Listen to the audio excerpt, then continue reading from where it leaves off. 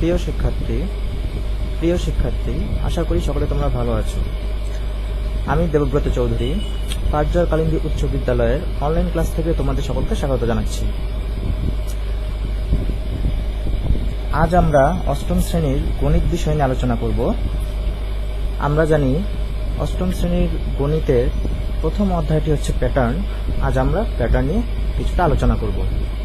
আশা করি বন্ধুরা তোমরা সকলে আমার সাথেই থাকবে এবং ক্লাসটি মনোযোগ সহকারে শুনবে এবং ক্লাসটি তোমরা তোমাদের বন্ধুদের মধ্যে শেয়ার করে দেবে যেন সবাই ক্লাসটি দেখার সুযোগ পায়। চলো বন্ধুরা, আমরা আজকে আলোচনা চলে যাই। প্রথমে বন্ধুরা আসে প্যাটার্ন কি। প্যাটার্ন বোঝার জন্য আমাদের যে কাজটাকে আগে জানতে হবে সেটা হচ্ছে প্যাটার্ন কত ধরনের রয়েছে। আমরা জানি বিভিন্ন ধরনের প্যাটার্ন রয়েছে। তার মধ্যে অষ্টম শ্রেণীর বইতে দুই ধরনের প্যাটার্ন বিদ্যমান রয়েছে। একটা হচ্ছে সাংখ্যিক প্যাটার্ন আর একটা হচ্ছে জ্যামিতিক প্যাটার্ন। সাংখ্যিক প্যাটার্ন 2 নাম্বার, জ্যামিতিক প্যাটার্ন। তো বন্ধুরা, জ্যামিতিক প্যাটার্ন কি সেটা আগে আমরা জানার চেষ্টা করি। যেমন আমাদের এখানে একটি চিত্র রয়েছে, একটি বক্স। এখানে দেখা যাচ্ছে 4টি বাহু দ্বারা বক্সটি তৈরি। আমরা যদি পাশাপাশি 2টি বক্স পাশাপাশি যদি রাখি তাহলে দেখা যাবে এখানে টোটাল 7টি বাহু রয়েছে। প্রথমটিতে রয়েছিল 4টি বাহু, দ্বিতীয়টিতে রয়েছে 7টি বাহু, অর্থাৎ এখানে 3টি বাহু বেড়ে গিয়েছে। একইভাবে আমি যদি এখন তৃতীয় চিত্রটি অঙ্কন করি তাহলে দেখা যাবে এখানে পাশাপাশি 3টি বক্স টোটাল 10টি বাহু নিয়ে গঠিত হয়েছে। অর্থাৎ দ্বিতীয় চিত্র থেকে তৃতীয় চিত্রেও 3টি বাহু বৃদ্ধি পেয়েছে। তাহলে বন্ধুরা আমরা বুঝতেই পারছি প্রতিটি চিত্রে নতুন নতুন বক্স যুক্ত হওয়াতে 3টি করে বাহু বৃদ্ধি পাচ্ছে। এটি হচ্ছে আমাদের প্যাটার্ন।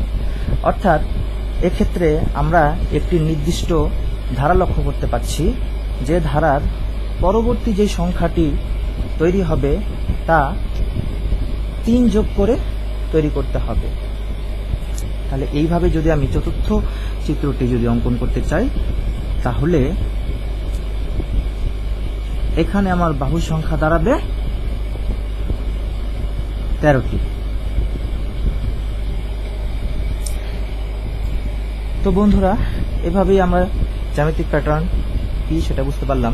একইভাবে সাংখ্যিক প্যাটার্ন নিয়ে যদি আলোচনা করতে চাই তাহলে সাংখ্যিক প্যাটার্ন কি, এখান থেকে আমরা সাংখ্যিক প্যাটার্নের ধারণাটা পেয়ে থাকি। এই যেই চিত্রটিতে যে ধারাটি তৈরি হয়েছে, এখানে প্রথমে 4, 7, 10, তারপরে 13।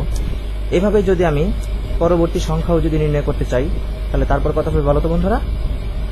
হ্যাঁ, তারপরে আসবে 16। অর্থাৎ 4, 4-এর পর 7, 7-এর পর 10, 10-এর পর 13, তারপরে সংখ্যাটি আসবে 16। এরপরে সংখ্যাটি যদি আমি নির্ণয় করতে চাই তাহলে সেটা আসবে কত বলো? 19। তো এভাবে সাংখ্যিক প্যাটার্ন তৈরি হবে।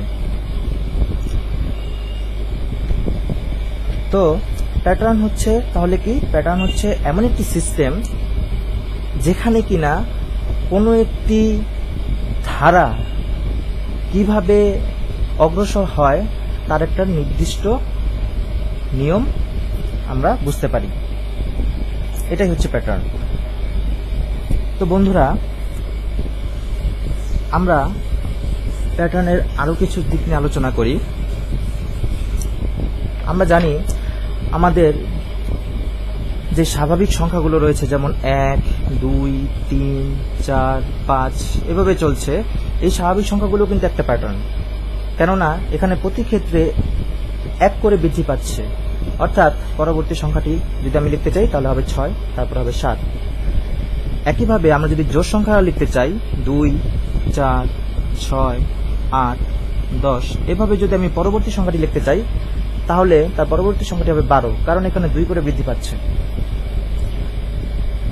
আবার দেখো বন্ধুরা, আমি যদি কোন একটি গুণিতক অর্থাৎ 3-এর ঘরের নামটা যদি লিখতে চাই তাহলে 3, 6, 9, 3 4 12, 3 5 15, অর্থাৎ এখানে 3 3 করে বৃদ্ধি পাচ্ছে, তাহলে পরবর্তী সংখ্যাটি দাঁড়াবে 18। আবার আমি যদি আরেকটা সংখ্যা যদি দেখাই,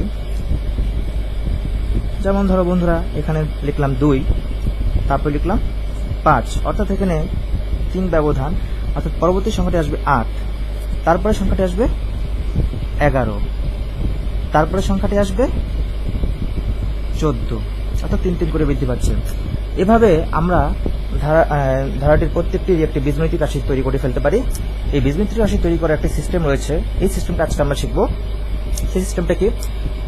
মনে করো আমরা যদি এই ধারাটির একটি বীজগণিতিক রাশি তৈরি করার চেষ্টা করি, দেখো এখানে যেই ব্যবধানটা রয়েছে প্রতি ক্ষেত্রে 3 3 করে ব্যবধান বৃদ্ধি পাচ্ছে, তাহলে আমাকে যে কাজটি করতে হবে, প্রথমে 3 লিখতে হবে, অর্থাৎ ব্যবধানটা লিখতে হবে। ব্যবধানটি লিখে এই ব্যবধানটিকে ধারাটির প্রথম যে সংখ্যাটি রয়েছে তার সাথে তুলনা করব।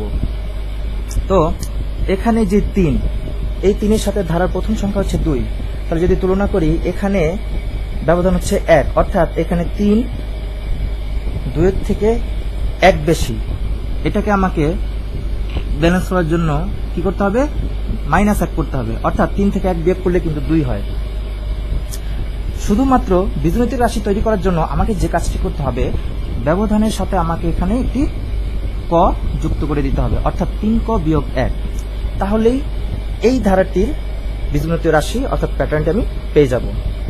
দেখো বন্ধুরা, আমি যদি এখানে কয়ের মান যদি আমি 1 বসাই, অর্থাৎ প্রথম পদটি যদি আমি পেতে চাই, তাহলে কয়ের পরিবর্তে আমি লিখব 1, তাহলে 3 আর 1 গুণ করলে 3 অক্ষে 3, 3 থেকে 1 বিয়োগ করলে 2, অর্থাৎ প্রথম পদ পেয়ে গেলাম। একইভাবে দ্বিতীয় পদ পাওয়ার জন্য আমাকে কয়ের পরিবর্তে 2 লিখতে হবে, অর্থাৎ 3 × 2, 3 × 6, 6 থেকে 1 বিয়োগ করলে 5।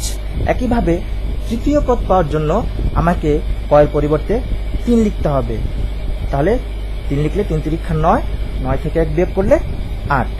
একইভাবে চতুর্থ পদ নির্ণয় করার জন্য আমাকে কয়ের পরিবর্তে 4 লিখতে হবে, 3 4 12, 12 থেকে 1 বিয়োগ করলে 11। এইভাবে আমরা যে কোনো পদ, এই ধারাটির যে কোনো পদ পাওয়ার জন্য আমি শুধুমাত্র যততম পদ নির্ণয় করতে চাই, কয়ের পরিবর্তে আমি তত বসিয়ে দিলেই পদের মানটি আমি পেয়ে যাব।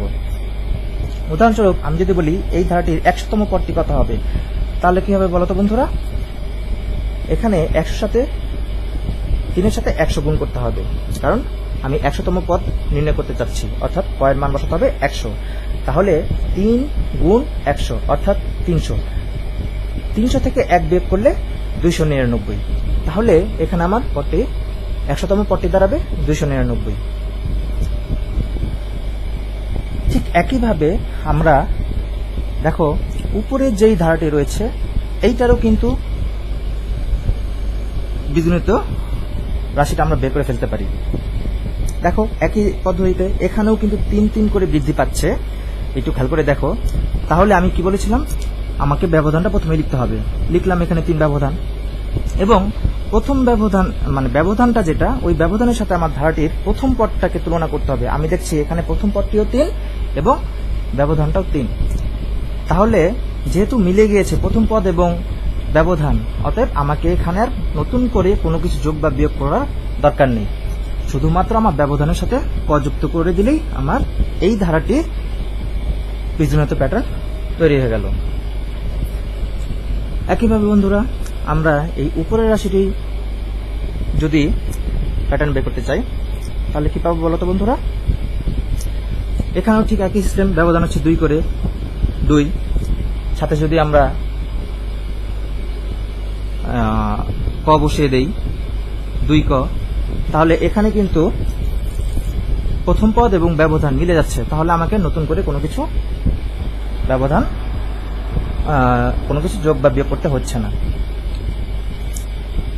তো বন্ধুরা, আমি তোমাদের বোঝার সুবিধার জন্য আরো একটি প্র্যাকটিস করে দেখাচ্ছি কিভাবে আমরা বীজগণিত রাশি বের করতে পারবো। বন্ধুরা দেখো, আমরা যদি এখানে 5 দিয়ে শুরু করি, 5, তারপরে 9, 13, 17, এই ধারাটি যদি আমরা বীজগণিতীয় রাশি বের করতে চাই, তাহলে দেখো বন্ধুরা কি বলেছিলাম, আমাকে আগে ব্যবধানটা দেখতে হবে। এখানে ব্যবধান হচ্ছে 4 4 করে, অর্থাৎ প্রতি ক্ষেত্রে ব্যবধান সমান। ব্যবধান যেহেতু সমান, অতএব আমি এখানে 4 বসিয়ে দিলাম। এখন এই 4 আমাকে প্রথম পদের সাথে তুলনা করতে হবে। তাহলে এখানে প্রথম পদ হচ্ছে 5, আমার এখানে লেখা হয়েছে 4, অর্থাৎ আমার এখানে ব্যালেন্স পাওয়ার জন্য আরো 1 যোগ করতে হবে। তাই আমি 4 এর সাথে 1 যোগ করে দিলাম। এবং যেহেতু আমি বীজগণিত রাশি বের করতে চাচ্ছি, তাই আমি ব্যবধানের সাথে এখানে শুধুমাত্র একটি ক যুক্ত করে দিলাম। অবশ্যই ব্যবধানের সাথে ক যুক্ত করতে হবে। তাহলে 4 ক যোগ 1। আশা করি বন্ধুরা তোমরা এটা বুঝতে পেরেছ। এভাবেই আমরা যে সমস্ত ধারার ব্যবধান সমান সেগুলোর বীজগণিতীয় রাশি আমরা বের করতে পারবো। আশা করি বন্ধুরা তোমরা বুঝতে পেরেছ। তোমরা এই ক্লাসটিকে তোমাদের বন্ধুদের মাঝে শেয়ার করে দিবে এবং তোমরা ভালো থাকবে।